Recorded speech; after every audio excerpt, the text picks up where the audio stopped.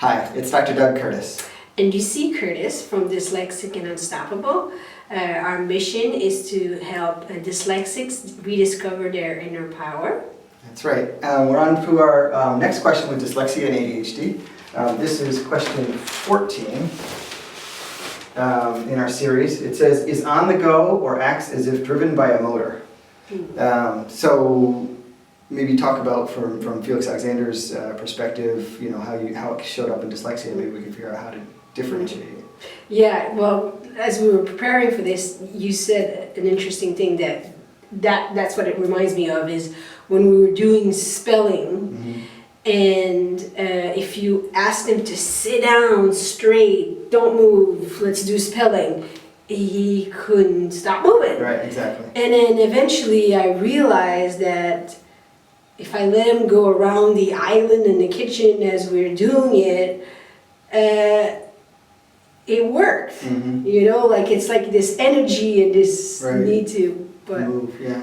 And I think, you know, part of that is kids do learn different ways. Some kids do learn through movement, through kinesthetics and that kind of stuff, where some do more verbal and repetition and some are more auditory or whatever. But again, I think some of it was just the nervous energy, maybe the difficulties in processing the words in his head, whatever, and that led to energy that he needed to expend. Sorry, it also brings up that it used to be a lot more. I'm not saying it's totally gone, because he's still, like when he's in a classroom, he will still like fidget and play with his pencil. You know, so but he's still listening. So I always tell the teacher, even though he's doing this, he's listening. Just pay, you know, like see his responses and how he does on his homework and things like that, because he is listening. He just needs to manipulate something and do things like that. Yeah, and I think that is a good way of differentiating between ADHD and dyslexia. One, in ADHD, this on the go and driven by a motor is all the time. It's not just reading, it's not just writing, it's all the time. And two, is, you know, the child with ADHD and dyslexia, probably while they're fidgeting and playing with something, they're also distracted and looking somewhere else and going off somewhere else.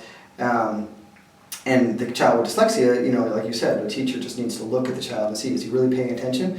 And with Felix Alexander, he always was. He was always sitting down and, you know, yes, he'd be fidgeting or he'd be playing with this, but then he'd be able to repeat the question. Or the teacher would ask a question and he'd be like, I got it. Because, you know, like it's the same thing as the car.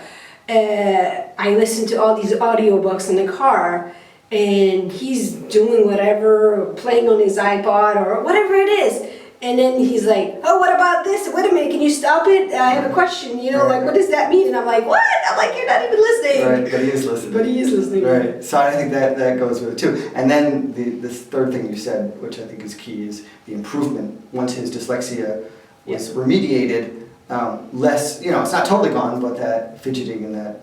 Yeah, he has an energy. And I think I'm like that too. I can't, I know. I just do one thing, like, meditating, no, I have to do like, I move, like I need a movement. Right.